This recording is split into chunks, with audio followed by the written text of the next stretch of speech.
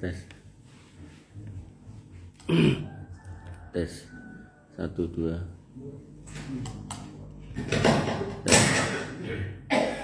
Tes. Ya. Alhamdulillah wa syukrulillah wa la haula wa la quwwata illa billah. Wassalatu wassalamu ala Rasulillah wa ala alihi wa sahbihi wa wala. Rabbi shrah li sadri wa yassir li amri wa hlul 'uqdatam min lisani yafqahu qawli. Amma ba'du, Bapak Ibu yang dirahmati Allah, alhamdulillah, puji syukur kita bisa ngumpul lagi untuk menjalankan sholat subuh yang dilanjutkan dengan majelis ilmu. Dan majelis ilmu banyak sekali hikmahnya atau keutamaannya, sampai Nabi SAW di dalam salah satu hadisnya menyatakan semua yang ada di muka bumi sampai ikan-ikan yang ada di air itu memintakan ampunan buat mereka yang mau bermajelis ilmu. Bapak Ibu yang dirahmati oleh Allah Subhanahu wa taala, dan karena kula ten mriki jarang-jarang, maka saya membawakan tema yang ya menurut saya krusial. Krusial niku penting. Oh, Mas. Oh nggih. Penting karena kaitannya antara kita dengan Allah Subhanahu wa taala, yaitu tentang di mana Allah. Nah, tema ini pernah saya bawakan di IPHI Teras kan. Cuman saya ulangi ten mriki agar kemudian panjenengan semua juga mireng dan nanti ada kelanjutannya. Artinya gini, ngulangi sekedhik terus ditambah tutukannya. Bapak Ibu dirahmati oleh Allah Subhanahu wa taala.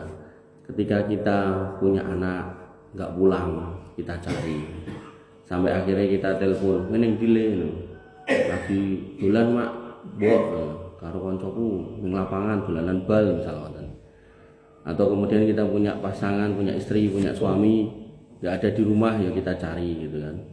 Nah, dan kita memastikan sampai anak atau istri kita atau suami kita itu benar-benar ada di tempatnya. Dan nanti nek ketemu orang lain kemudian ngabari jenengan, "Pak, putra jenengan anu dolanan ning kali ngono." Wah, ora percaya wong mau bar tak telepon dek ning lapangan gitu kan. Nah, jenengan lebih mempercayai anak jenengan daripada orang lain. Ini menunjukkan bahwasanya jenengan ada dalam kondisi memastikan anak jenengan itu ada di mana. Nah, sekarang pertanyaannya sebelum saya lanjutkan materinya, kita harus clear dulu ini. Apakah memang kita sudah sepakat Allah itu di mana? Artinya kalau sudah, ya berarti saya masuk ke materi berikutnya. Tapi kalau belum, saya ulangi. Namilo kula ajeng survei. Nah, ing panjenengan Pak, ngapunten mboten kados namine, lajeng mawon.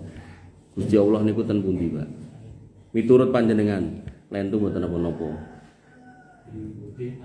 Di Ares sebelahipun. Jenengan ten pundi, Pak? Nek mboten ngertos mboten napa, ora ngerti Mas, mboten apa-apa. Ten pundi, Pak? Di mana-mana. Niki pun kalih lho benten. Padahal Gusti Allah tunggal napa kalih? Tunggal. Sebelahnya. Nah, ada di sini. Ada 3 jawabane. Gusti Allah tunggal napa 3? Tunggal. Ayo, Mas Trianto. Di atas kursi ars. Di atas kursi ars. Udah 4 jawabannya beda. Ngono deh. Ten pundi? Niki niku napa maksudnya? Dan sing pundi? Nggih, di atas nika wingi nggih. Pripun? Meliputi? Meliputi napa? Meliputi seluruh alam. Nggih. Paling mboten pun enten sekian jawaban berbeda. Niki nek ditutuke mungkin ndak tambah akeh karena enten pengawasan niku jamaah jalere niku sekitar 20-an. Niku jawabannya berbeda niku sekitar 10-an. Padahal Allahnya sama. Iya toh? Sepakat toh Allahnya sama atau niki toh? Sama, enggak boleh beda. Bapak Ibu dirahmati oleh Allah Subhanahu wa taala. Singkatnya, resumenya yang saya sampaikan tentang IPHI Teras niku bahwasanya sakmenika panjenengan niku nglenggahi planet Allah namanya bumi gitu. Nah, di atas jenengan niku namanya langit dunia. Allah Subhanahu wa taala berfirman, "Walaqad zayyana sama'ad dunya bimasabiha wa ja'alnaha rujuman lisayatin. Tak ciptakan langit dunia, di atasmu itu pas gitu kan. Dan di dalamnya ada perhiasan yang menghiasi langit itu. Nggih monggo. Kula nderek kok. Napa ngangge niku ben marem. Nggih monggo. Pripun iki? Iki penting niki soalnya niki. Nek sing nyabut tase gitu ya. Tes 1 2. Pripun Bu? Pun mireng napa dereng Bu? Tes 1 2. Lun? Kirang saged waduh. Mun emplek padahal. Nggih. Oh, dari depan. Oh nggih, ing ajeng siap. Tes. Nggih. Bapak Ibu yang dirahmati Allah. Langit dunia. Dan kami sudah ciptakan langit dunia untuk kalian. Nah, di atas kita pas niku. Kemudian dihiasi dengan bintang-bintang. Wa zayyana sama dunia bima sobiha. Dihiasi dengan bintang-bintang. Wa ja'alna harujumal lisayatin. Selain perhiasan tinggi di sawang sae, niku juga tinggi bandemi setan-setan. Lah kenapa setan itu dibandemi? Karena setan itu naik untuk mencuri berita. Kenapa setan itu mencuri berita? Karena ada manusia yang bertanya. Dan setan niki ibarat bakul, kuwi pengen wong sing tuku niku balik melih. Jadi dia nggak pengen ngapusi. Nah, maka dia harus mencuri berita yang benar, naiklah ke atas. Lah siapa yang kemudian membeli beritanya? Dukun, tukang ramal, paranormal. Nah, wong paranormal niku ngoten niku. Sing ngaku-ngaku aneh-aneh niku lah. Nek dukun bayi, dukun pijet to napa. Nek sing dukun-dukun niki ulama sepakat mereka kafir sejak menyatakan tahu hal yang gaib. Nah, walaupun Islam loh ya, hati-hati. Makanya Bapak Ibu dirahmati Allah Subhanahu wa taala. Nah, mereka mencuri berita itu. Nah, kemudian dilempar dengan bintang. Makanya jenengan akan melihat di tempat di mana banyak perdukunan, kuburan-kuburan yang dikeramatkan. Mungkin orang-orang yang datang ke makam-makam tertentu nyari wangsit. Niku nek dalu sekitar jam 2, setengah 2 niku langit ini kan bintang-bintang jatuh. Sret. Nah, itu melempar syaitan yang sedang ditanya dan naik ke atas gitu. Nah, nanti orang yang menjadi dukun niku hukumnya kafir, yang bertanya ke dukun niku musyrik. Nah, makanya Bapak Ibu dirahmati Allah Subhanahu wa taala, niki mboten sedang ajeng membahas perdukunan. Nah, di atasnya niku enten langit 1 2 3 4 5 6 7. Walaupun nanti ada sebagian ulama yang menyebut langit dunia itu langit 1. Nah, di dalam hadis tentang Isra Mi'raj niki resume nggih mboten kula wacoke hadis siji-siji. Nah, di dalam hadis tentang Isra Mi'raj, langit 1 niku enten nabi sinten? Nabi Adam. Kemudian langit 2 ada Nabi Isa sama Yahya. Kemudian langit 3 niku ada Nabi Yusuf. Kemudian langit 4 niku ada Nabi Idris, langit 5 niku ada Nabi Harun, langit 6 niku ada Nabi Musa, langit 7 niku ada Nabi Ibrahim alaihissalam. Nah, Ibrahim alaihissalam ketika dijumpai di situ, beliau sedang bersandar di sebuah bangunan yang disebut dengan Baitul Ma'mur. Baitul Ma'mur niku tempat di mana setiap hari 70.000 malaikat melebet lajeng medal. Yang sudah masuk dan keluar tidak pernah kembali lagi. Kenapa? Karena di setiap lapis langit niku ada malaikat yang ngebai. Tidak tersisa tempat melebihi 4 ruas jari kecuali ada malaikat yang sujud di setiap lapis langit. Dan mereka ngantri untuk masuk situ. Dan langit niku saking kebae sampai semumpel, sampai berbunyi, berderit. Kados jenengan nek ngadeg ten panggung blabak, wonge akeh muni kriyek-kriyek ngoten niku. Ning mboten jenengan saged mireng, sing mireng niku nggih hanya orang-orang atau makhluk-makhluk tertentu yang Allah izinkan. Sehingga nanti ada seorang muslim bertanya sama saya, bahkan dia muslim. Ustaz, nah, ada orang Hindu punya Tuhan bentuknya ada, orang Buddha punya Tuhan bentuknya ada, orang Nasrani punya Tuhan bentuknya ada. Jangan-jangan orang Islam nek ngubengi Ka'bah kae yo nyembah Ka'bah. Niku wong Islam teko kalih kula, cobi. Maka Bapak Ibu dirahmati Allah, ketika kita memperhatikan apa yang disebutkan tentang malaikat tadi, malaikat niku sujud di setiap lapis langit. Tapi mereka tidak sedang mensujudi di depannya, tapi yang dia sujudi adalah Allah Subhanahu wa taala. Pramila nek jenengan sujud ngajeng jenengan tembok niku mboten sedang nyujudi tembok, atau jenengan yang sok dua sujud ngajeng jenengan niku piyai sanes, bukan berarti jenengan nyujudi piyai niku. Selama nawa itu kita kepada Allah, ya kita tidak pernah sujud di depan orang atau benda yang ada di depan kita, tapi sujud kita kepada Allah Subhanahu wa taala. Tapi nek nawa itu kita memang pengen nyujudi ngarepe, ya akhirnya sujud kepada selain Allah, lah niku jatuh dalam kesirikan, syirik besar. Nah, kembali ke situ, Baitul Makmur. Baitul Makmur niku sebagian ulama menyatakan niku jejeke Ka'bah. Sehingga nanti ada sebagian ulama yang berpendapat itu adalah Ka'bahnya malaikat. Nah, karena Ka'bahnya malaikat, maka nama itu tidak boleh dijadikan nama yang lain di muka bumi. Sebagaimana Ka'bah, Baitul Haram, itu kan tidak boleh jenengan bikin masjid namanya Baitullah Al-Haram, kan tidak boleh. Maka Baitul Makmur itu juga harusnya tidak boleh dijadikan nama masjid, karena barangnya, bendanya khususon ada di sana. Nah, Bapak Ibu dirahmati Allah Subhanahu wa taala, langit niku enten 7 lapis. Setiap lapis langit niku tebalnya 500 tahun perjalanan. Kemudian jarak tiap langit 500 tahun perjalanan. Sejak jenengan lenggah dumugi langit pitu niku 7.000 tahun perjalanan. Niku nek diping-pingke, nek mboten klentu kula ngeping niku 132 juta kali jenengan ngubengi bumi. Sehingga jenengan nek kersa ajeng minggah mriku, nah niku manghitung-hitung ngangge roket sak gedene napa ngono. Mboten saged. Nah, Bapak Ibu dirahmati oleh Allah Subhanahu wa taala, di atas niku enten Sidratul Muntaha.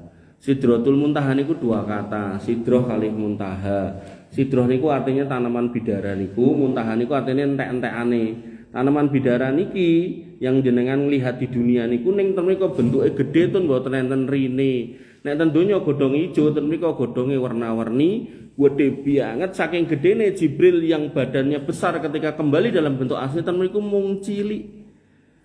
Daunnya seperti telinga gajah, ada buahnya kayak kendi dari daerah Arab. Dan disebut muntaha karena itu pengakhiran. Nek basa Jawa niku entek-entekane. Entek-entekan apa yang dari atas ke bawah, yang dari bawah ke atas. Yang dari bawah ke atas niku napa donga jenengan, amal jenengan, termasuk Nabi Muhammad SAW dan Jibril alaihissalam ketika naik ke atas mentok cuman sampai situ. Yang dari atas ke bawah niku napa? Firman Allah, perintah Allah. Kemudian kabulnya doa jenengan turun dari atas ke bawah. Nah, kemudian di atas itu Bapak Ibu yang dirahmati oleh Allah, sebelumnya niku Sidratul Muntaha nggih. Sebelahnya wa indaha Jannatul Ma'wa. Di sebelahnya niku ada Jannatul Ma'wa. Niki Sidratul Muntaha umpami. Niki Jannatul Ma'wa. Nah, Jannatul Ma'wa, jannah ma'wa. Jannah niku surga, ma'wa niku papan panggenan. Berarti surga ingkang jenengan bakal panggene niku ten mriko. Disebutkan bahwasanya surga niku bertingkat-tingkat. Setiap tingkatannya jauhnya jaraknya sejauh langit dan bumi, dan kemudian semakin tinggi semakin terang dan semebar kados bintang-bintang, semebar kados bintang-bintang. Yang paling tinggi paling tengah namanya Firdaus. Wa idza sa'altumuhu fas'alil firdaus fa innaha a'lahal jannah wa awsatiha. Nek kamu mau minta surga, mintalah Firdaus yang paling tengah dan paling tinggi. Dah dari Firdaus itu mengalir sungai-sungai ke surga-surga jenengan niku. Yaitu apa? Sungai satu, sungai madu yang tidak pernah palsu, sungai susu yang tidak pernah bau, sungai air putih yang tidak pernah terkontaminasi, dan sungai ciu sing ora pernah marai ngeluh. Nah, niki sungai 4 ini ada dalam Quran surat Muhammad. Minimal niku sungainya. Nah, kemudian Bapak Ibu yang dirahmati Allah, niki Sidratul Muntaha, niki Jannatul Ma'wa. Di atasnya ini ada kursi. Allah Subhanahu wa taala menyebutkan dalam ayat kursi, wasi'a kursiyus samawati wal ard. Luasnya kursinya seluas langit dan bumi. Seluas langit dan bumi niku tegese pripun? Dijelaskan dalam hadis Nabi SAW bahwasanya kursi Allah niku nek dibandingkan 7 lapis langit di bawahnya sak isi-isine, sak bumi sak isi-isine, ya sak jenengan kabeh niku, itu seperti cincin ali-ali di tengah padang pasir. Nek ali-ali taruh mriki, paringke mriki jenengan tesih saged ningali, tapi nek didekek ning padang pasir mboten ketok. Lah sing dadi kuncine sing dadi kursine sing pundi? Padang sing dadi padang pasire sing pundi? Ah, kleru to. Sing dadi padang pasire sing pundi? Kursinya Allah. Terus semua yang ada di bawahnya yaitu langit, bumi dan semua isinya itu apa? Cincin tadi. Dan jenengan hanya bagian kecil, kita semua hanya bagian kecil dari bumi yang ada di dalam cincin itu tadi. Makanya Allah Subhanahu wa taala menyebutkan kita semua ya ayyuhan nas. Hei menungso kabeh, apa wong Islam atau wong non muslim, mau yang kaya mau yang miskin, antumul fuqara ila Allah. Kamu semua orang fakir di mata Allah. Orang fakir niku lebih parah daripada orang miskin. Orang miskin niku gadah gawean, gadah penggawean, pedamelan, tapi mboten nyekapi tinggi kebutuhan. Gajine 3 yuta tapi anaknya 7, nah, butuhe 7 yuta misal ngoten. Nah, kurang berarti, kurang 4 juta sebulan. Niku miskin. Tapi nek fakir udah ndak punya kerjaan, punya kebutuhan, itu orang fakir. Nah, kita semua sekaya apapun kita, sehebat apapun kita, sepinter apapun kita, mau presiden, mau jenderal, mau nopo pun gitu kan, maka kita semua disebut fakir. Kenapa? Lah tadi loh, kecil banget. Enten langit cacahe 7, enten bumi, di dalam bumi enten benua, enten nopo negara, enten provinsi, enten kabupaten kota, enten kecamatan riyen, kelurahan, kemudian dusun, RW, RT itu enten jenengan gitu kan. Dah cilike gitu kan. Kita itu makhluk yang sangat kecil, dari nek cilik banget, cuwilik gitu kan. Wis cuwilik mentik mekitik betik itu kan lah kita itulah. Makanya Bapak Ibu dirahmati oleh Allah Subhanahu wa taala nggih. Di situ kemudian Allah menyebutkan tentang kita, yaitu apa? Layat hulul jannata man kana fi qalbihi dzarratun minal kibr. Nah, ada tempat di Jannatul Ma'wa ini untuk orang yang sombong walaupun sedikit. Ya, sombong niku napa? Batorul haq wa ghamdun nas, yaitu menolak kebenaran. Kebenaran yang mana? Yang datang dari Allah. Lah sekarang Allahnya di mana? Niku wau nembe kursi. Nah, di atas itu ada air. Nah, di atas air ada arsy. Di atas air ada arsy. Nah, Bapak Ibu yang dirahmati oleh Allah Subhanahu wa taala, Allah di atas itu semua. Dan Allah tidak sedang menduduki arsy. Perhatikan. Allah di atas itu semua dan Allah tidak sedang menduduki arsy. Dalilnya apa? Saya sudah mengumpulkan ada 7 ayat yang menyatakan Allah di atas arsy. Yang pertama Quran surat Al-A'raf ayat 54. Inna rabbakumullahu alladzi khalaqas samawati wal arda fi sittati ayyam tsumma stawa 'alal arsy. Bahwasanya Rabbmu Allah Subhanahu wa taala yang menciptakan langit dan bumi dalam 6 masa kemudian beristiwa di atas arsy. 1. Kemudian Yunus ayat 3. Inna rabbakumullahu alladzi khalaqas samawati wal arda fi sittati ayyamin tsumma stawa 'alal arsy yudabbilul amr. Sesungguhnya Rabbmu Allah Subhanahu wa taala yang menciptakan langit dan bumi dalam 6 masa, kemudian dia beristiwa di atas arsy, dari sana dia mengatur semua urusan. Kemudian yang ketiga, Allahul ladzi pada Quran surat Ar-Ra'd ayat 2. Allahul ladzi rafa'as samawati bighairi amatin tarawnaha tsumma stawa 'alal arsy wa sakhkhara samsa wal qamar. Allah yang meninggikan langit tanpa tiang yang kalian lihat, kemudian dia beristiwa di atas sana dan dia menundukkan matahari dan bulan.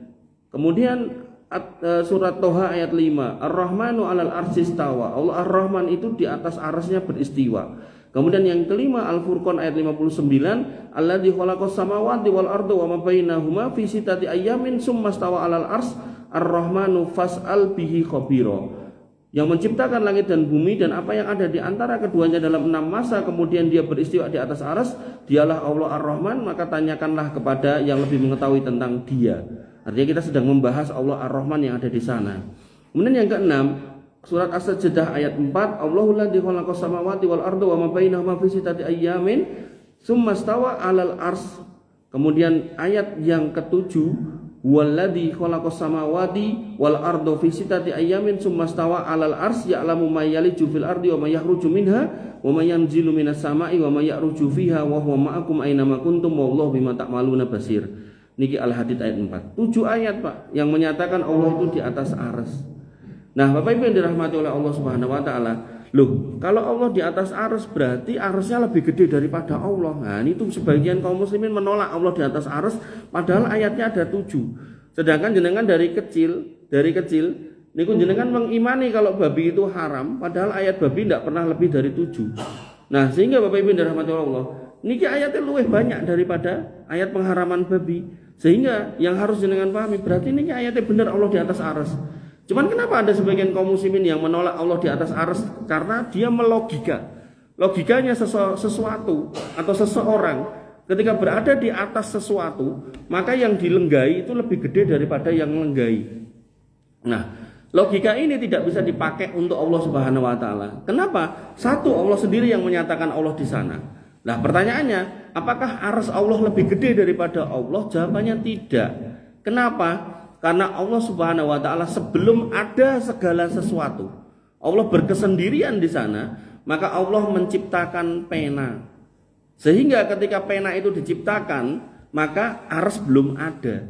Ketika arsy belum ada, maka Allah tidak butuh dengan arsy yang di bawahnya. Sehingga Allah punya Asmaul Husna 2, yaitu Allahu Akbar dan Allahul Azim. Maka Akbar ini maknanya Allah yang sangat atau maha besar, melebihi dari semuanya, dari sisi zatnya. Sehingga ketika Allah dikatakan di atas arsy, maka Allah yang di atas arsy lebih besar daripada arsy-nya. Nah, arsy sendiri Bapak Ibu yang dirahmati Allah, ketika dibandingkan dengan kursinya tadi, niku seperti cincin di tengah padang pasir. Yang jadi cincinnya niku kursinya, yang jadi padang pasir niku arsy-nya. Padahal kursi tadi kalau dibandingkan dengan langit bumi di bawahnya niku kayak cincin di tengah padang pasir. Sehingga ketika kita dibandingkan dengan Allah Subhanahu wa taala tambah cilik lagi. Dan kemudian Allahul Azim, Allah Maha Agung, itu Allah meliputi, ya tadi ada yang berpendapat Allah meliputi semuanya. Maka Allah melingkupi semuanya, memang iya. Secara apa? Secara kuasanya. Sehingga ketika Allah walaupun berada di atas arsy sana, tadi ada juga yang menyatakan Allah lebih dekat daripada ulat leher. Bahkan ayat yang keempat dari Al-Hadid yang nomor 7 tadi saya sebutkan, di situ dikatakan wa huwa ma'akum aina ma kuntum, maka Allah bersama kamu dimanapun kamu berada. Maka ulama-ulama tafsir yang saya tulis di sini juga, saya ringkas saja, mereka bersepakat bahwasanya kebersamaan Allah bukan zatnya, tapi ma'iyahnya, ilmunya dan kauniyahnya. Bagaimana kemudian Allah itu walaupun ada jauh di sana, Bapak Ibu yang dirahmati Allah, tapi Yunus alaihissalam ketika ada di dalam perut ikan, di mlok iwak paus, kemudian masuk ke dalam tengah lautan, kemudian di lautan pun juga mengalami kegelapan. Kan ikan itu nek peteng nggih ten riku to mboten mentas to gitu kan. Maka dia mengalami 3 kegelapan, gelapnya perut ikan, gelapnya tengah lautan dan gelapnya malam. Yunus alaihissalam berdoa, la ilaha illa anta subhanaka inni kuntum minadz dzalimin. Ya Allah, tidak ada ilah yang berhak disembah selain Engkau, bahwasanya Maha suci Engkau dan aku ini adalah orang yang dolim. Diulang-ulang selama 3 hari, maka Allah mengeluarkan Yunus alaihissalam dari perut ikan. Ini menunjukkan klaim bahwasanya Allah Subhanahu wa taala nek jauh berarti enggak mendengar doa, itu salah. Walaupun Allah jauh, Allah menyatakan bahwasanya wa huwas samiul basir. Bahwasanya Allah Subhanahu wa taala itu as-sami dan al-basir. As-sami niku maha mendengar. Sehingga senajan jauh secara zatnya, tapi Allah mendengar semua yang di bawahnya, hatta Nabiullah Yunus yang di dalam lautan. Begitu pula Al-Basir, walaupun Allah di atas sana, Allah melihat kita semua. Sehingga ketika panjenengan melampah nih kok, jenengan kedai batin, ya aku melakukan yang masjid digatek karo Gusti Allah. Nah itulah yang kemudian diramu oleh Nabi Muhammad SAW ketika ditanya oleh Jibril, ya Muhammad wamal ihsan. Ihsan itu apa? Kata Nabi Muhammad, antak budallah ka'annaka tarahu fa illam takun tarahu fa innahu yaraka. Ihsan itu kamu hidup di dunia dalam kondisi apapun, wabil khusus ketika ibadah, maka ketika kamu menjalankan ibadah itu, kamu seolah-olah melihat Allah. Kalau nalar logikamu, indramu tidak nyampe untuk melihat Allah karena memang jauh di sana, maka yakinlah Allah melihat kamu. Sehingga Bapak Ibu dirahmati oleh Allah Subhanahu wa taala, ketika Allah dinyatakan di atas arsy bukan berarti Allah jauh dari kita, enggak. Jauh dari sisi jarak iya, tapi secara kebersamaan, secara kedekatan, secara ijabah doa, secara kauniyahnya, kehendaknya Allah itu dekat. Makanya ketika Nabi Muhammad SAW bersama dengan Abu Bakar As-Siddiq di dalam gua Tsur ketika dikejar oleh orang-orang Quraisy, beliau di dalam gua dan orang Quraisy sudah di atasnya. Jadi gua ini di bawah, nah orang Quraisy itu sudah nyari di atasnya. Niku kakinya sudah ngidak-idak gua niku dan beliau berdua ini di sini sudah posisi sudah gemetar. Maka Allah Subhanahu wa taala berfirman buat mereka berdua, la tahzan innallaha ma'ana. Jangan pernah sedih karena Allah itu bersama kita. Bersama bukan berarti Allah masuk situ. Makanya nanti ada seorang ahli filsafat yang dia itu salah keblinger. Jane nggih wong pinter tapi keblinger. Maka dia mendatangi gua itu. Muslim awalnya, masuk gua situ, kemudian nunggu kok Allah enggak jedul gitu kan. Nah, kemudian akhirnya dia bikin kesimpulan, saya tunggu di tempat di mana Muhammad katanya bertemu dengan Allah, tapi tidak ketemu, akhirnya murtad Pak. Makanya Bapak Ibu dirahmati oleh Allah Subhanahu wa taala, Allah di atas arsy-Nya sana dan kita di sini. Walaupun jauh, maka Allah itu dekat. Allah Subhanahu wa taala menyebutkan dalam ayat tadi yang saya sebutkan, kemudian di ayat-ayat yang lain, bentar saya cari dulu. Paling boten ada 16 ayat yang menunjukkan bahwa Allah itu dekat. Yang pertama, tidak saya bacakan semua. Kok ini durasinya 30 menit pengajian. Nah, mungkin 15 menit tanya jawab, sisanya berdoa. Nah, Al-Baqarah 186. Wa idza sa'alaka ibadi anni fa inni qarib ujibu da'watad da'i idza da'ani falyastijibuli wal yu'minu bi la'allahum yarsudun. Apabila hambaku bertanya kepadamu tentang aku, maka sesungguhnya aku itu dekat. Aku mengabulkan doa orang yang berdoa. Apabila ia berdoa kepadaku, maka hendaklah mereka memenuhi perintahku dan beriman kepadaku agar mereka dapat mendapat petunjuk. Ibnu Katsir mengatakan fa inni qarib ay qaribum min ibadi bi ijabati du'aihim la bidzatihi. Yang dimaksud dekat, kata Ibnu Katsir, yaitu dekat untuk mengabulkan doa, bukan Allah secara zatnya yang dekat. Kenapa? Fahuwa fawqa arsy, karena dia di atas arsy-nya sana.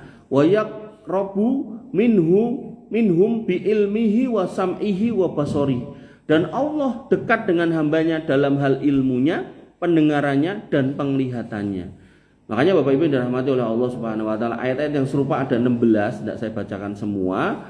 Nah, kemudian saya lanjutkan pada ayat berikutnya, yaitu bahwasanya ketika Allah jauh di sana dan Allah menyatakan meskipun aku jauh aku dekat. Wa huwa ma'akum aina ma kuntum, bahkan aku itu membersamai kalian walaupun aku di sana. Maka Allah meminta kita untuk mendekat. Paling boten ada 7 ayat yang memerintahkan kita untuk mendekat kepada Allah Subhanahu wa taala. Ayat yang pertama, Az-Zumar ayat 54, wa anibu ila rabbikum wa aslimu lahu min qabli ayyatiyakumul adabu summala tunsorun. Dan kembalilah, mendekatlah kepada Rabb kalian dan berserah dirilah kepadanya sebelum datang adab kepada kalian, kemudian kalian tidak akan ada yang menolong. Ibnu Katsir mengatakan wa anibu ila rabbikum ay irji'u ilaihi wa taqarrubu minhu bitta'ah, yaitu kembalilah kepadanya, kepada Rabbmu dengan mendekat kepadanya dengan ketaatan. Niku ayat yang pertama. Kemudian ayat berikutnya yang terkenal yang jenengan sering mendengar, yaitu Allah Subhanahu wa taala berfirman fafirru ilallah. Maka berlarilah kepada Allah. Ini menunjukkan sebuah perintah untuk mendekat. Mendekat dengan sangat cepat, lari, enggak cuman jalan, melayu. Inilakum minhu nadhirum mubin, sesungguhnya aku adalah pemberi peringatan yang sangat jelas. Kemudian nanti ayat yang lain yang bermakna mendekat, yaitu watubu ilallah, dan bertobatlah kepada Allah Subhanahu wa taala. Nah, Bapak Ibu yang dirahmati oleh Allah Subhanahu wa taala, sehingga ketika kita mau meramu lagi, maka Allah itu di atas arsy sana. Dan Allah walaupun di atas sana Allah menyatakan dekat dengan kita, fa inni qarib wa huwa ma'akum aina ma kuntum, tapi kedekatannya bukan kedekatan zatiyah, tapi kedekatan ilmunya, penglihatannya, kemudian pendengarannya dan kebersamaannya. Sehingga Bapak Ibu dirahmati oleh Allah Subhanahu wa taala, ketika Yunus alaihissalam di dalam lautan berdoa dan Allah mengabulkan doanya, napa melih jenengan yang di atas bumi, Allah pasti tambah jelas mendengar suara-suara panjenengan. Nah, Bapak Ibu dirahmati oleh Allah Subhanahu wa taala. Nah, dalam sebuah hadis Nabi SAW menyebutkan bagaimana kemudian ketika seorang hamba itu pengen tambah dekat kepada Allah Subhanahu wa taala. Disebutkan oleh Abu Hurairah dari Nabi SAW, yaqulullah taala, Allah taala berfirman niki hadis qudsi, man adani waliyan faqad adantuhu bil harbi. Siapa yang memusuhi waliku, maka dia sesungguhnya ngajak perang aku. Nah, di sini berarti ada waliullah, wali Allah. Nah, wali Allah niku sinten kita perjelas. Karena wali Allah niki memang indikasi orangnya dekat kepada Allah. Nah, dekat kepada Allah niku sing pripun? Napa sing irunge mancung kaya wong Arab? Napa sing iso mabur iso ngilang? Napa sing pripun? Nah, kita perjelas nanti. Nah, kemudian kalimat berikutnya, wa ma taqarraba ilayya abdi bisai'in ahabba ilayya mimma iftaratu alai. Tidaklah seorang hamba itu berusaha mendekat kepadaku, maka pilihan yang terbaik yaitu menjalankan yang wajib. Sehingga orang kalau mau disebut waliullah, syaratnya dia harus mengerjakan yang wajib. Nanti ada orang ngaku waliullah, kayak waliullah lho kok ora tau ndelok salat. Oh, kayak salate ning Mekah lho, piye? Salat ning Mekah iki kepriye gitu kan. Bahkan ada juga kayak waliullah lho, aku ora tau ngerti nek poso malah ngerokok. Wong kae wis levele makrifat tok ngono. Kowe kan mung syariat ngono. Lah niku enten piye ngoten niku. Dia merasa makrifat dengan Allah, dekat sama Allah gitu kan. Tapi malah tidak menjalankan syariat. Padahal di sini jelas dikatakan, nah itu waliullah harusnya menjalankan yang wajib. Salat niku wis genah, poso niku genah. Nek gadah yatra nggih haji, umroh niku nggih wajib gitu kan. Makanya Bapak Ibu dirahmati Allah Subhanahu wa taala. Kemudian setelah menjalankan yang wajib, nggih, wala yazalu abdi yataqarrabu ilayya bin nawafil hatta uhibbahu. Kok akhirnya dia sudah jalankan yang wajib, sudah sholat wajib, dia sholat sunnah, sudah poso wajib, dia inggih Senin Kemis, sudah haji dia umroh, sudah zakat fitrah, dia zakat mal juga sudah, sedekah juga. Terus boleh yang diwajibkan? Syahadat nggih, sami semuanya. Nah, kok dia melakukan seperti itu? Maka kata Allah Subhanahu wa taala, kok dia menjalankan yang sunnah-sunnah, maka hatta uhibau, akhirnya tak tresnani.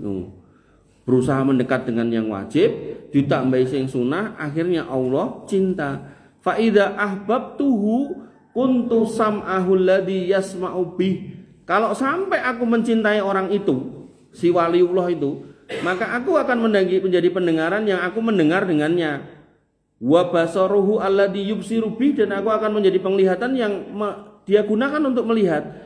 Wa yadahu alladhi yabsutu biha, dan aku akan menjadi tangan yang dia gunakan untuk memberi. Wa rijlahu alladhi yamsi biha, dan aku akan menjadi kaki yang dia gunakan untuk melangkah. Nah, di sini kesalahan sebagian kaum muslimin yang mengikuti aliran sufiyah, bahwasanya ketika dia mengatakan saya sudah makrifah kepada Allah, akhirnya terjadi namanya manunggaling kawula Gusti. Dia merasa Allah itu menyatu, baik sebagiannya atau semuanya.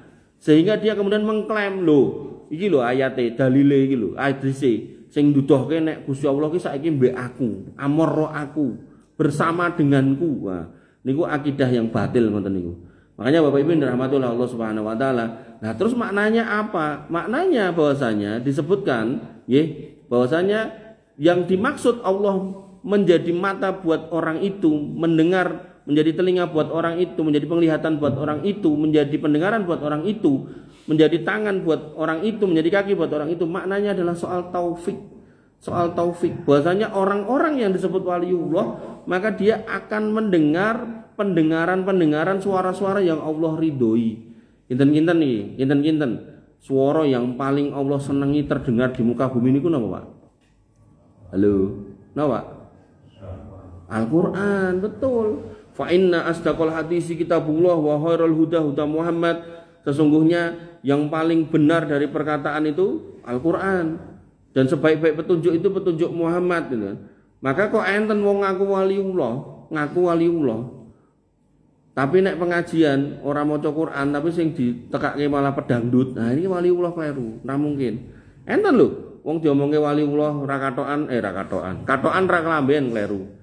Terus anggere enten niku panggung dangdutan munggah, mesti munggah. Minimal joget, maksimal niku njaluk gitare melu gitar. Waliullah. Dadi mungkin wonten piyai-piyai kuplukan kados awake dhewe niki teko niku salaman diambung-ambung dicucup-cucup. Naudzubillah.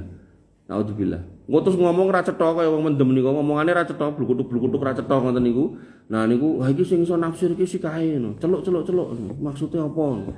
Itu bukan waliullah kayak gitu makanya. Bapak Ibu dirahmati oleh Allah Subhanahu wa taala. Kemudian kalimat berikutnya disebutkan bahwasanya melihat sama, bahwasanya aku akan menjadi pandangan buat waliullah itu. Ketika dia memandang, ini bukan Allah menyatu tapi taufik. Kira-kira nih Pak, kira-kira nek mau milih ini, memandang istri sendiri sama istri tetangga, kira-kira niku yang diremeni Allah niku mandang istri sendiri apa istri tetangga Pak? Istri sendiri. Kok enek wong ngaku waliullah, ngaku kekasih Allah, nganggo jeneng Habib gitu kan, senenge ngelirik bojone tanggane. Oh piye coba? Tak bisa Pak, tak bisa. Sampai dhek nganti metengi bojone wong, metengi anake wong, begitu dikon tanggung jawab pegah. Kemudian apa kata dia? 1000 wanita saya bisa senengi, tapi hanya satu yang saya cintai, istriku. Wes, kaya piye ngono kalimatnya. Nah, itu kalau bahasa Imam Ali itu qaulul haq urida bihal batil. Omongannya kaya bener, ning asline maksudnya kleru untuk membenarkan kesalahannya. Makanya Bapak Ibu dirahmati oleh Allah, hati-hati sama orang-orang yang seperti itu. Dan kemudian dikatakan lagi di sini bahwasanya tadi Yaitu apa? Wa yadahu alladhi yabsutu biha, dan aku akan menjadi tangan yang dia gunakan untuk memberi. Sakniki kula kei contoh meleh. Enten wong disebut waliullah, si fulan waliullah. Nah, tapi nek ketemu santrine kei panganan diuncal-uncalke, Pak. Kinten-kinten lho. Gusti Allah niku remen niku nek maringi buah napa-napa niku dilungke ngoten napa dibandemke, Pak. Dilungke. Gak mungkin itu waliullah kayak gitu, Pak. Bahkan nek jenengan ra percaya mang padosi satu dalil mawon. Nabi SAW memberikan kurma napa buah napa, Abu Bakar nyo tangkep. Enggak pernah. Yang saya tahu enggak pernah lho. Saya baca kitab Adabul Mufrad sampai rampung ra tahu enek. Kemudian Bulughul Maram bab terakhir niku tentang akhlak yo ndak ada. Iki wis diuncalke enek sing ditendang sih. Jadi jeruk napa apel niku diumbulke terus ditendang ngoten niku lho kaya sepak bola ngoten niku. Terus muridé nyangkep gitu. Terus engko nek sing santrine wedok niku kalian udah pada haid toh, nyo softtek nyo uncal-uncalke ngoten niku. Ndak ada Pak waliullah kayak gitu. Nah, Bapak Ibu rahmatullah Allah Subhanahu wa taala. Kemudian warijlahu alladhi yamshi biha, dan aku akan menjadi kaki yang dia gunakan untuk melangkah. Nah niki mengke enten wong diarani waliullah tapi dakwahe ning diskotik. Morone ning diskotik. Ngomongnya dakwah sih, tapi ketoke ya ora dakwah sih, mbuh napa ora mudeng. Nah, kula tekoki kira-kira lho Pak, nek enten ustaz niku Allah niku remen niku ceramah niku ten masjid napa mlebu tempat-tempat ngoten niku? Masjid. Karena yang namanya fitnah niku menyambar-nyambar, Pak. Fitnah niku menyambar-nyambar. Wong nek muami ning masjid niki ibu-ibu niku pun kudungan. Kula niku lirik ibu-ibu niku ora kena asine. Kon nunduk ningali jenengan mawon sing mboten sing mburi. Nah, mulih niku nek ten diskotik, ana apa enten ten diskotik kudungan ngoten. Mboten enten, Pak. Makanya Bapak Ibu rahmatullah Allah Subhanahu wa taala niku indikasi, Pak. Bagaimana kemudian memahami waliullah. Dan bahkan di Indonesia niku ketika orang itu sudah menyebut dirinya sebagai waliullah, mudah sekali kemudian menjual keramat. Didamoni gitu kan, kemudian didol. Ini nek misal banyu aku wonten botol niku, misal regane 3.000 atau 5.000 dengan didamu dadi 10.000. Mungkin nek tambah hidu sithik ya dadi 20.000 gitu kan. Dan ini di dalam agama lain enten, Pak. Di dalam Kristen Ortodok, niki kula kandhani, Pak. Di dalam Kristen Ortodok niku enten satu sekte, satu aliran. Niku dia itu menganggap ketika orang solih ini terlalu solih, orang pendetanya itu kemudian meninggal, niku dikubur dengan kuburan tertentu. Mbuh pripun ceritanya saya ndak tahu. Niku gerejane niku iso-isone duwe sikile niku. Niki momon niki sikil, niki telapak kakine niku lho. Bisa punya. Mbuh dicuwil napa tugel napa pripun saya ndak tahu. Nah niku gandeng sudah berpuluh-puluh atau ratus tahun niku kisut, cilik. Nah niku mereka nyepake blumbang napa? Bak gede. Nah salah satu pendetane niku nyekel sikile niku. Terus digrujuk, dikumbah ngoten niku lho. Dikumbah terus banyune ten bake niku. Niku umate wis ngantri, Pak. Nggawa ember, nggawa ciduk, nggawa galon, nggawa botol, diki rebutan toyone niku. Dan itu ditiru oleh kita sebagian kaum muslimin, naudzubillah. Nggih, umpami nggih, kula dikeki wedang semene. Niku kula unjuke karo entek. Niku genah enten seorang yang dikeramatkan niku wong siji lho dikeki ombe gede banget. Akhirnya diunjuk nggih namung sekedhik terus nggih rebutan. Mungkin kemudian ada juga yang kakinya kon wisuh terus banyune yang nggo rebutan. Nah, maka itu kan sama. Bahkan ketika kita melihat beberapa perilaku orang-orang India, orang India mengkeramatkan manusia, itu ada orang gila yang dianggap niku titisan dewine. Wong edan mlampah niku lho. Nah niku digolekke es tong-tong niku sing ngangge kap cilik niku, terus dikekke terus dhek mangan sithik di gua. Guaane niku tiba bluk niku nggih rebutan. Dan hari ini kan ada orang Islam yang katanya waliullah tapi gila. Nek ngerokok mboten mung siji, Pak, kadang telu langsung gitu kan. Turun rokoknya mboten disedot mung dingenak-ngenek ra klamben, dan itu diklaim sebagai waliullah dan kaum muslimin datang ke situ minta barokahnya. Enggak bisa, Pak, diterima. Makanya Bapak Ibu yang dirahmati oleh Allah Subhanahu wa taala, lah jane waliullah ki apa, Mas? Ini ku orang yang menjalankan kewajiban mengikuti dengan sunnah. Kemudian ditegaskan oleh Allah Subhanahu wa taala pada Quran surat Yunus ayat 62 sampai 63, ala inna auliya Allahi la khaufun alaihim wa lahum yahzanun alladzina amanu wa kanu yattaqun. Yang namanya waliullah itu adalah orang-orang yang tidak merasa takut dan tidak merasa sedih. Wong wedi kalih wong sedih niku terjadi dalam kondisi sadar napa mboten, Pak? Jenengan nek ajrih niku kira-kira sadar napa mboten? Sadar. Sadar niku berarti mboten gila toh. Sehingga di sini ayat pertamanya menyatakan ayat 62-nya bahwasanya yang namanya waliullah itu tidak pernah gila. Karena dia bisa merasakan sedih dan merasakan takut. Tapi waliullah tidak pernah sedih, tidak pernah takut. Berarti selalu dalam kondisi normal. Makanya ketika kita mau jujur menyatakan manusia yang paling dekat dengan Allah Nabi Muhammad, tidak pernah sedetik pun Nabi Muhammad itu gila. Begitu pula Abu Bakar, Umar, Utsman, Ali sebagai orang-orang yang terbaik yang disebut Khulafaur Rasyidin, tidak pernah sedetik pun gila. Mereka ini orang-orang terbaik. Nah kemudian ayat keduanya, alladzina amanu wa hum yattaqun. Yang namanya waliullah itu beriman. Asas iman kebalikan dari iman apa? Kesyirikan. Maka seorang waliullah tidak pernah mengajarkan kesyirikan. Gak ada kemudian waliullah kok ngajarkan nyembah kuburan, minta-minta di kuburan, nyari petilasan, tidak ada Pak. Maka ketika kemudian ada orang yang mengajak seperti itu, nyata-nyata itu bukan waliullah, senajan ngangge gamis kados kula, jenggote dawa, irunge mancung, punya gelar ini dan itu, ndak, itu bukan waliullah. Kemudian wakanu yattaqun, dan mereka bertakwa. Asas dari takwa niku mengikuti sunnah Nabi, tidak bertentangan dengan ajaran Nabi. Kula kei contoh, Nabi niku terkait dengan makbaroh, terkait dengan kuburan.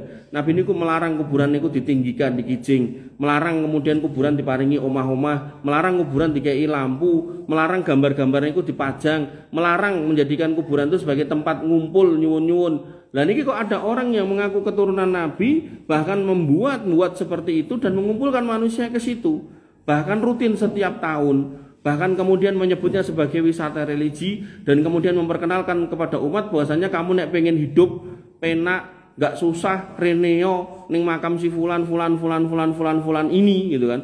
Nah, maka Bapak Ibu dirahmati oleh Allah Subhanahu wa taala, jenengan nek pengen ngertos, Ali radhiyallahu anhu pernah berkata kepada salah seorang muridnya, salah seorang temannya, kamu mau gak tak utus dengan apa yang pernah Nabi utus kepadaku? Kemudian sahabatnya mengatakan, mau ya Imam. Kemudian Ali radhiyallahu anhu mengatakan bahwasanya Nabi itu pernah mengutusku dengan dua hal. Kalau kamu bisa menguasai satu tempat, maka jangan kamu tinggalkan berhala kecuali kamu sudah rubuhkan, dan jangan kamu tinggalkan kuburan yang tinggi kecuali kamu ratakan. Sebagai penguasa itu bisa, tapi tidak sebagai warga mungkin jadi fitnah. Nah, maka Bapak Ibu dirahmati oleh Allah Subhanahu wa taala, ini pesan Nabi sebagai datuknya, orang-orang yang mengaku keturunannya, dan dilanjutkan oleh Ali bin Abi Thalib yang memang dinyatakan sebagai nenek moyang atau kakek moyang mereka. Makanya Bapak Ibu dirahmati oleh Allah Subhanahu wa taala, dan itu diperparah lagi ketika kemudian Ibnu Katsir mengatakan kullu man kana taqiyan kana lillahi waliyan, bahwasanya yang namanya wali itu bukan soal keturunan, bukan soal punya ilmu kebatinan, tapi soal ketakwaan dan keimanan. Ketika imannya benar dilandasi dengan akidah yang benar, takwanya benar di atas sunnah yang benar, maka itulah waliullah. Pramilo Al-Imam Asy-Syafi'i mengatakan, laisal waliyu man tara fil hawa walakinnal waliyu man tabi'a asarin Nabi SAW. Yang namanya wali itu bukan sing iso mabur ten hawa, ten udara, bukan yang bisa ngambang ten banyu mboten. Nabi yang namanya wali adalah orang-orang yang mengikuti sunnah Nabi SAW. Dan yang namanya wali itu adalah bukan orang yang maksum, bukan. Karena yang maksum itu Nabi, maka waliullah itu adalah orang yang selain beriman, bertakwa, mereka ketika berdosa, mereka segera cepat sadar, taubat dan tidak mengulangi. Sehingga Allah Subhanahu wa taala berfirman pada Quran surat Al-Imran ayat 135, walam yusirru ala ma fa'alu nadimin, dan mereka tidak terus-menerus di atas dosa yang mereka lakukan. Sehingga Bapak Ibu dirahmati oleh Allah Subhanahu wa taala, ketika kemudian ada orang yang kemudian aku iso gini, menunjukkan bagaimana kemampuannya, maka hakikatnya itu bukan waliullah, karena yang namanya waliullah bukan soal karomahnya itu. Dan namanya karomah itu enggak selalu bentuknya ada yang bisa dilihat iso ngilang segala macam. Makanya nanti ada beberapa karomah yang bisa jenengan pahami. Yang pertama Bapak Ibu dirahmati oleh Allah Subhanahu wa taala, yang namanya Uwais Al-Qarni. Uwais Al-Qarni ini orang biasa, Pak. Cuman wong angon wedhus tur wedhuse tanggani, mboten wedhuse piyambak. Dan dia dalam rangka untuk ngangon itu, dia untuk mencari nafkah dikasihkan ke ibunya, terus sisanya dimakan dia, nek masih ada lagi sisanya dikasihkan ke tetangganya. Nah, Uwais Al-Qarni ini pernah masuk Islam saat Nabi SAW masih hidup. Kedai ini dados sahabat, tapi karena tidak pernah ketemu dengan sahabat Nabi, tidak pernah ketemu dengan Nabi SAW, maka beliau tidak pernah masuk dalam level sahabat. Beliau menjadi seorang tabiin.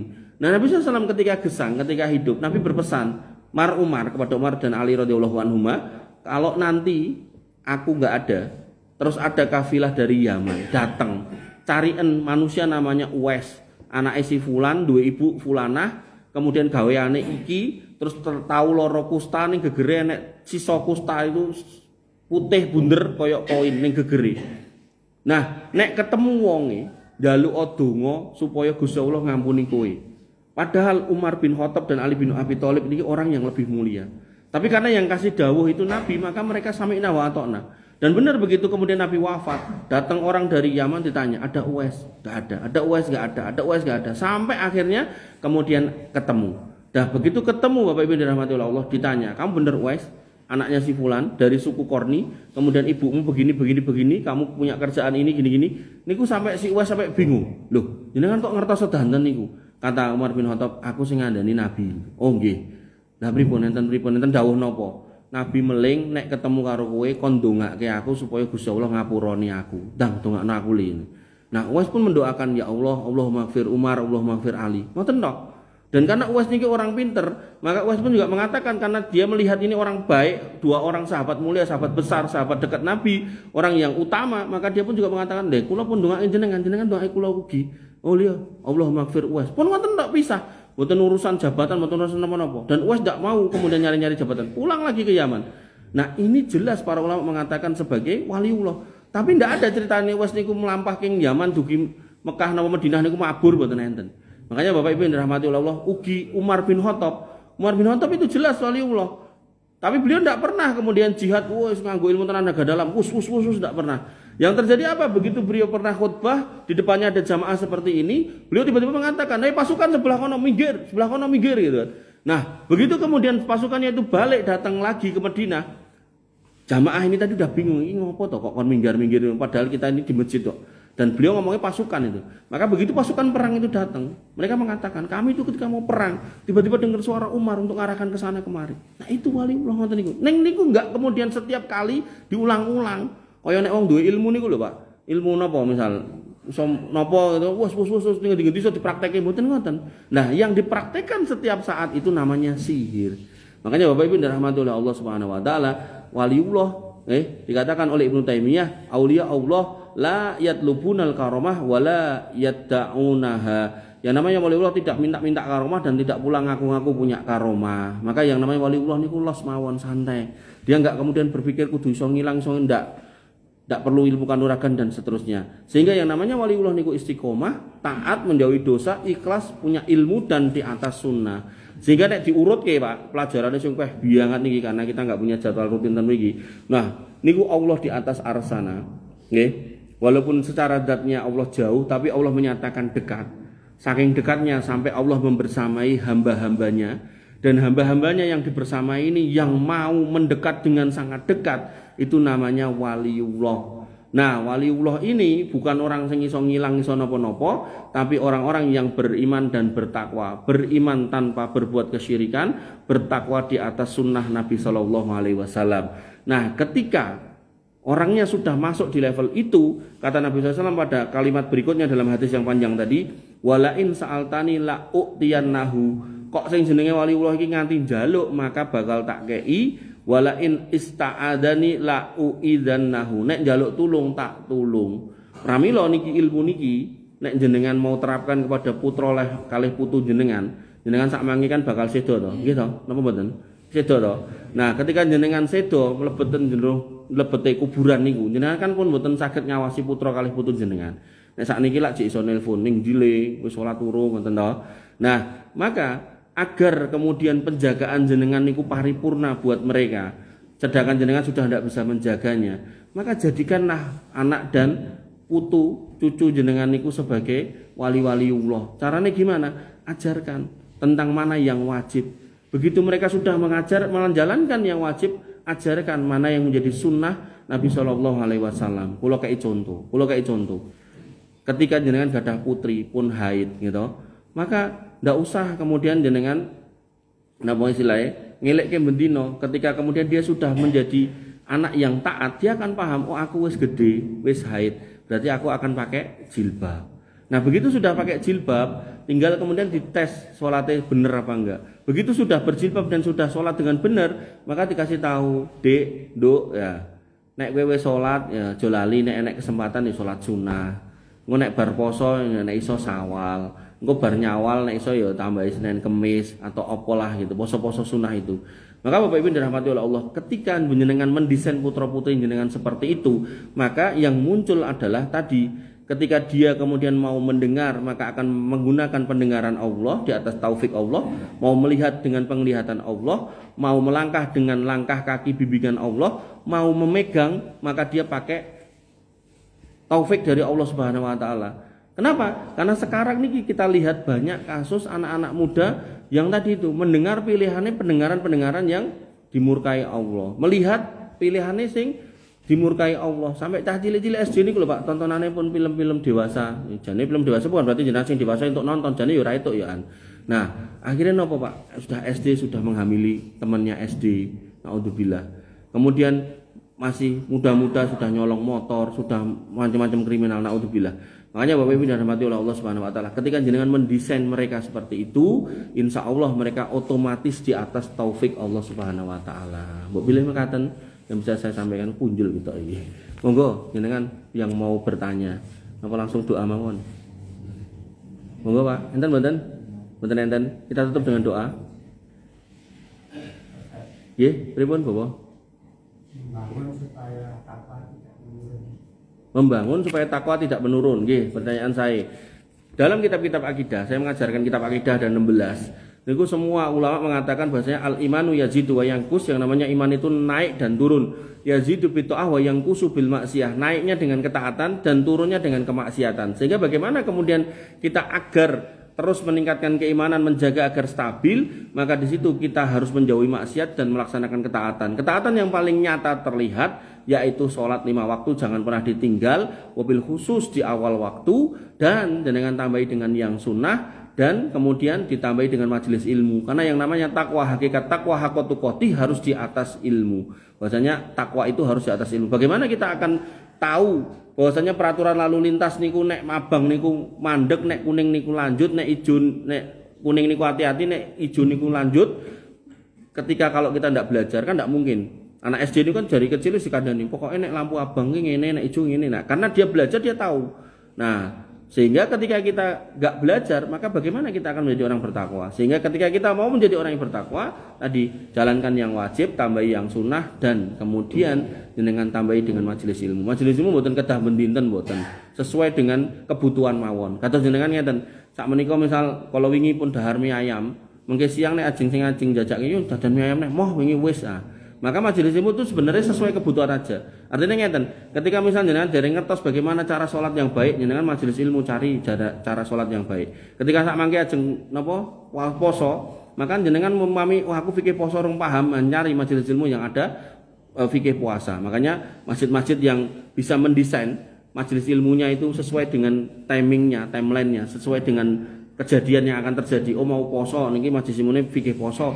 Nah, itulah majelis ilmu yang terbaik. Jenengan ajeng haji, ajeng umroh, maka jenengan wajib belajar tentang haji dan umroh. Jenengan yang dagang, jenengan harus belajar fikih tentang dagang. Jenengan yang kemudian mau ngantarkan putranya menikah, atau putrinya menikah, ya itu anak itu harus diajarkan bagaimana fikih nikah. Mboten mung diajarin apa tepuk nikah niku, tepuk sakinah niku tok, mboten.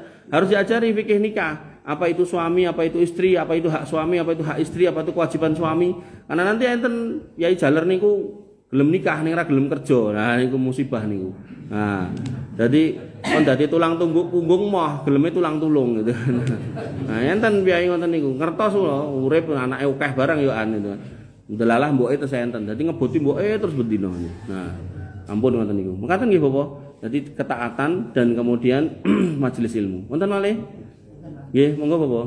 Tadi Ustaz mengatakan sihir itu bagaimana dan menurut ajaran Islam benar atau salah? Oh, salah. Sihir niku adalah syaitan. Sihir itu adalah ajaran syaitan. Syaitan niku mboten ketok. Sehingga ketika kemudian dalam kasus tukang sihir Fir'aun bertemu dengan Musa alaihissalam, mereka kemudian melempar tongkat, diuncalke ngoten.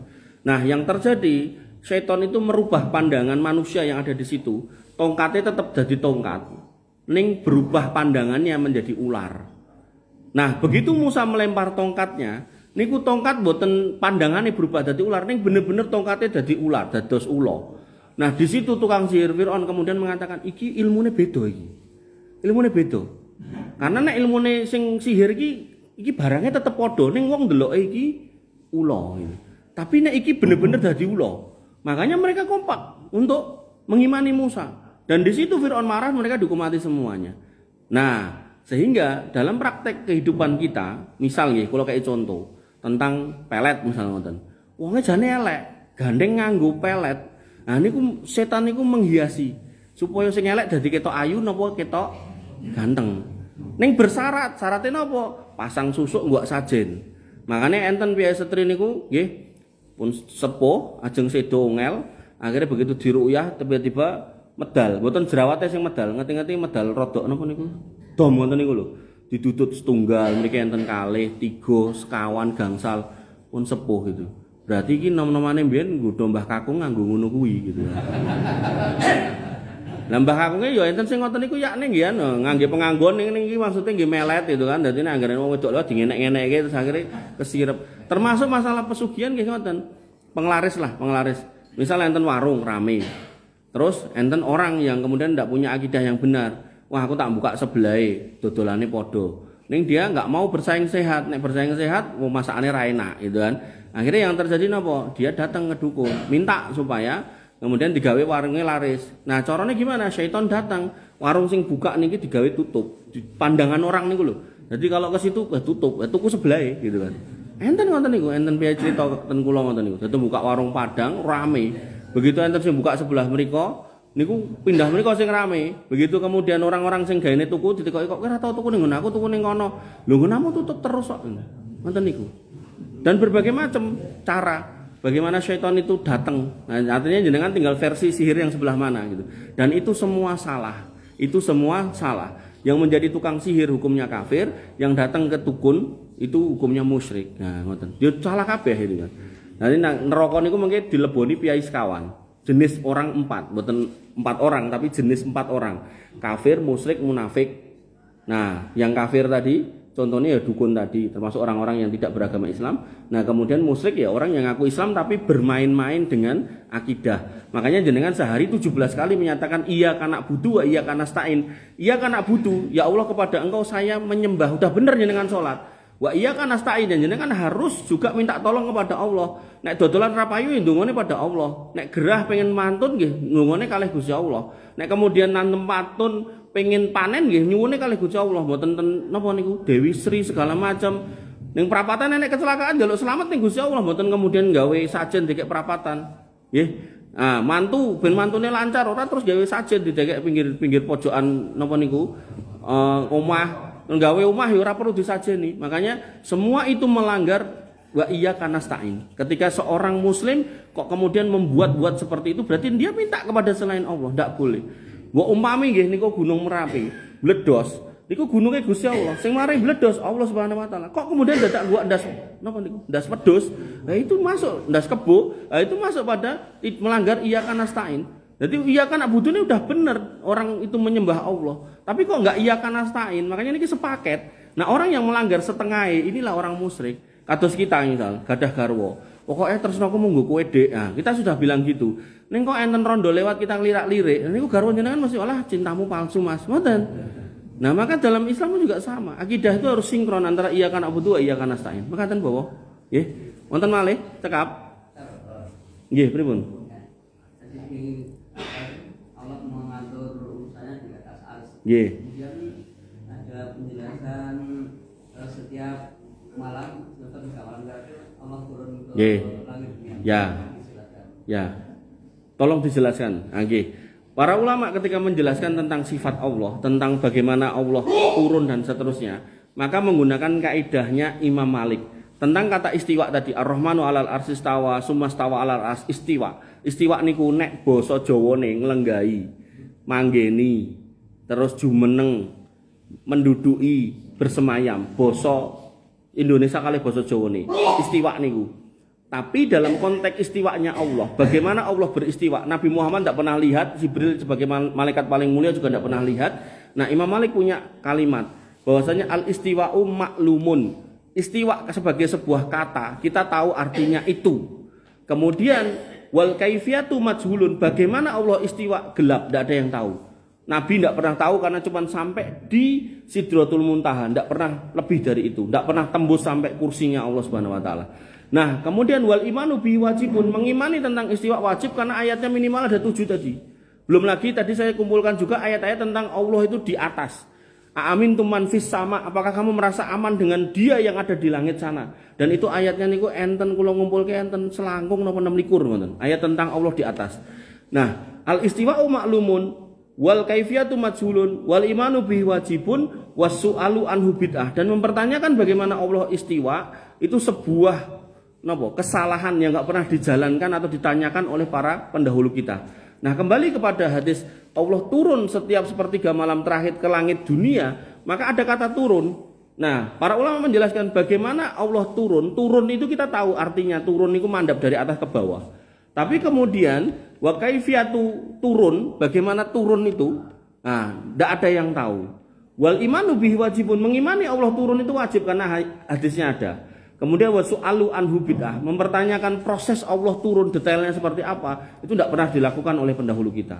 Pramila dalam ayat-ayat yang terkait dengan Allah itu biasanya disebut dengan ayat-ayat mutasyabihat. Kalau kita tidak punya penjelasannya dari Nabi dan para sahabat, maka kita cukup mengimani itu ada proses seperti itu. Kula kayak contoh melih. Allah Subhanahu wa taala menyebutkan di dalam Quran surat apa kita yang bunyinya wa yabqa wajhu rabbika dzul jalali wal ikram. Ar-Rahman nggih ketinggalan nggih. Nggih. Bahwasanya wa yabqa wajhu rabbika dzul jalali wal ikram, dan tetap kekal wajah Rabbmu yang memiliki dzul jalali wal ikram, kemuliaan. Nah, Bapak Ibu dirahmati Allah, ayat niku menyebutkan Allah itu punya wajah. Bagaimana kaidahnya memahami wajah Allah? Maka ada sebuah ayat yang berbunyi laisa kamitslihi syai'un wa huwas samiul basir. Allah itu tidak serupa dengan kita. Makanya nek kita punya wajah ngeten niki, kita sebagai makhluk aja wajahnya sudah berbeda-beda. Enten ngapunten nggih, enten niku monyet niku nggih gak ada wajah.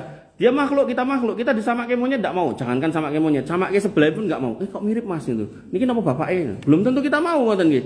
Padahal mungkin jane ya mirip tenan gitu kan. Nah, apalagi Allah dengan makhluk, maka tidak bisa disamakan.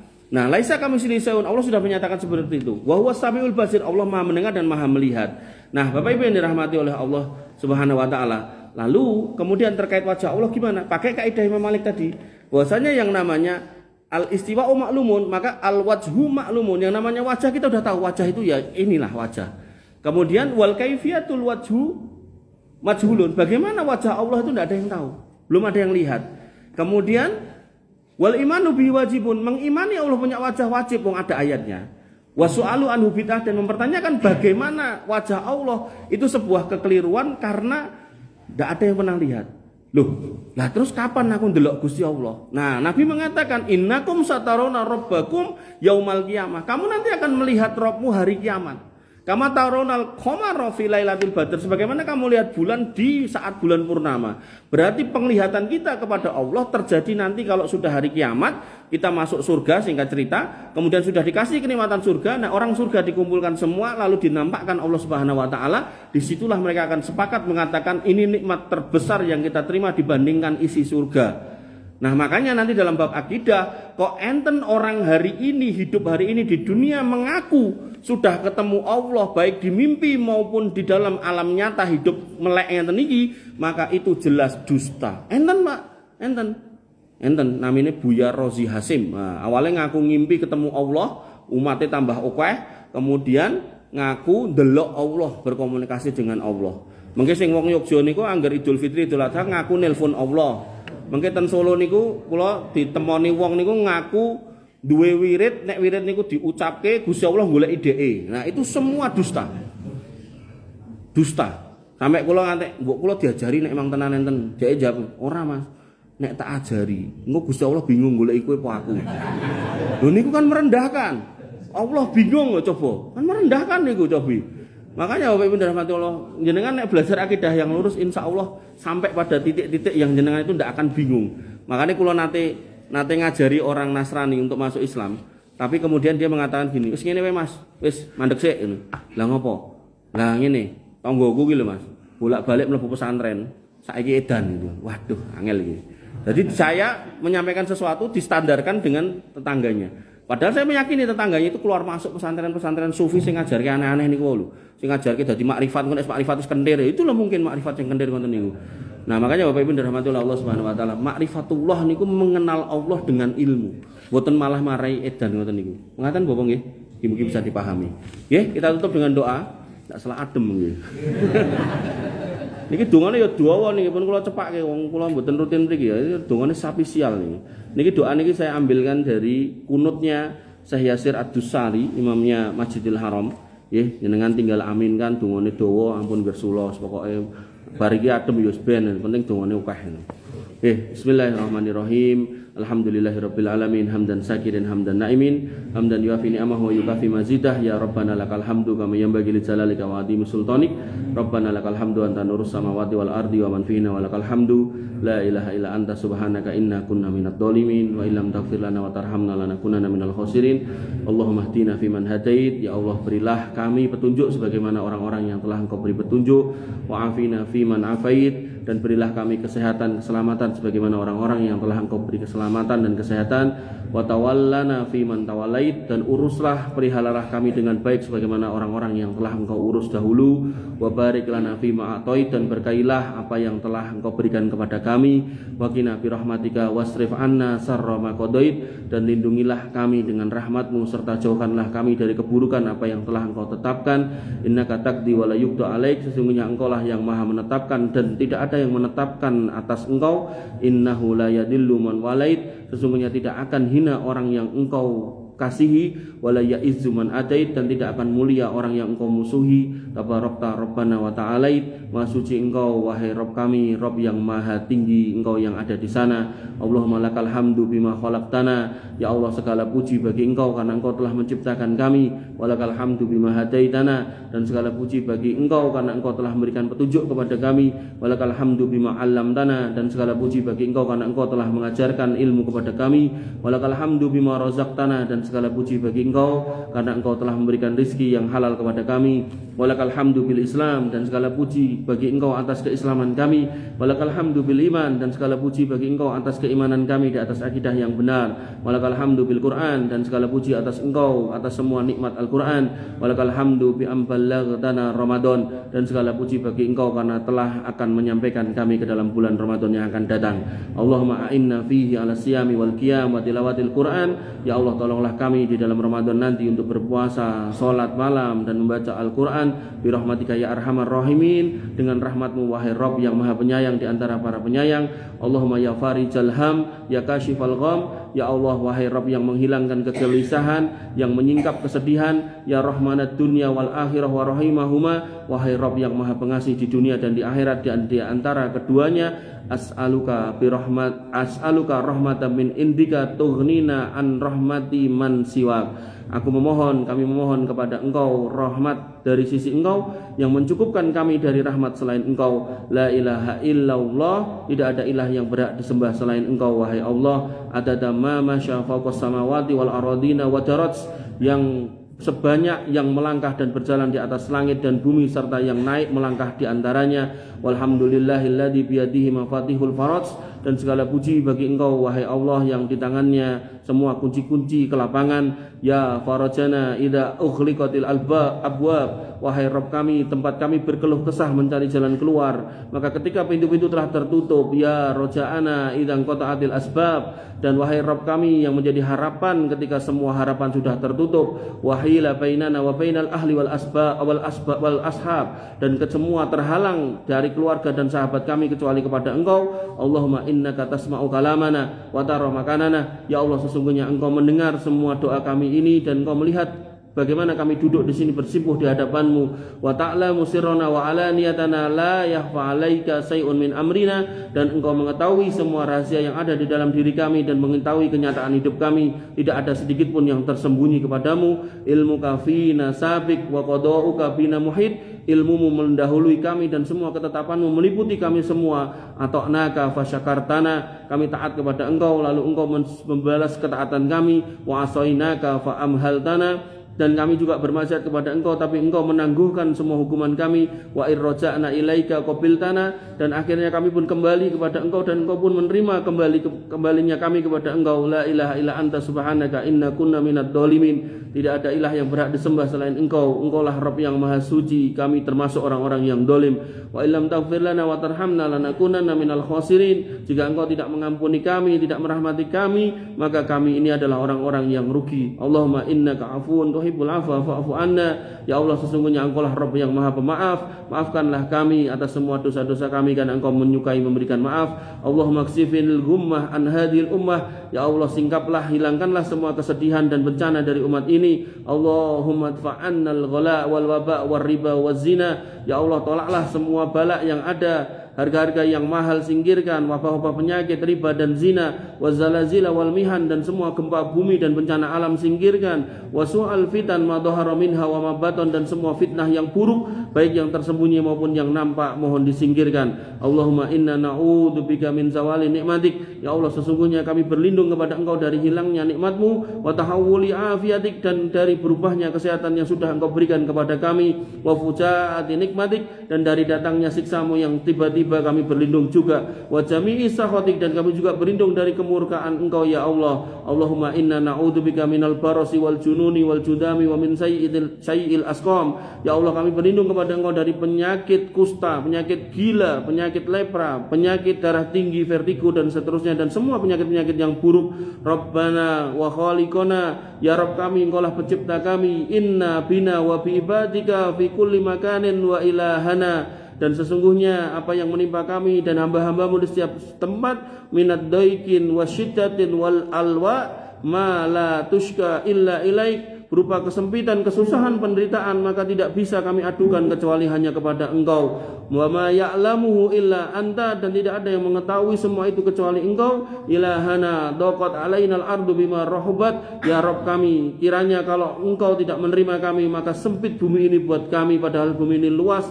Daqat alainal ardu bima rahubat wala malja'a minka illa ilaik. Maka tidak ada tempat berlindung darimu melainkan hanya kembali kepadamu. Ya sarifa kulli baliyah, wahai Rabb yang memalingkan segala bencana. Wa ya alima bi kulli khafiyah, wahai Rabb yang mengetahui segala sesuatu yang tersembunyi. Allahumma asrif annal waba. Ya Allah, palingkanlah semua wabah yang ada di negeri ini. Wa jannibna wa qina minal bala, dan jauhkanlah semua bala dari tempat kami. Bi rahmatika ya arhamar rahimin, dengan rahmat-Mu Engkau Rabb yang maha memberikan rahmat di antara semua orang yang memberikan rahmat. Ya dal jalali wal ikram, wahai pemilik kebenaran dan kemuliaan. Allahumma ja'alna min kulli hammin faraja. Ya Allah, keluarkanlah kami dengan jalan keluar dari setiap kegelisahan. Wa min kulli dhikin mahraja, dan setiap kesempitan berikanlah solusi dalam hidup kami, jangan kami palingkan kepada selain Engkau. Wa min kulli bala'in afiyah, dan pada setiap bencana berikanlah keselamatan. Wa bi rahmatika ya arhamar rahimin, atas rahmat-Mu wahai Rabb semesta alam. Nastaudiuka dinana wa sihatana, kami serahkan, kami titipkan agama kami dan kesehatan kami. Wa dzurriyyatana wa walidaina, dan keturunan kami dan orang-orang tua kami. Wa azwajana wa ahbabana, dan pasangan-pasangan kami dan orang-orang yang kami cintai. Wa qadatana wa wulata umurina, dan kami titipkan juga pemimpin-pemimpin kami dan penguasa urusan kami.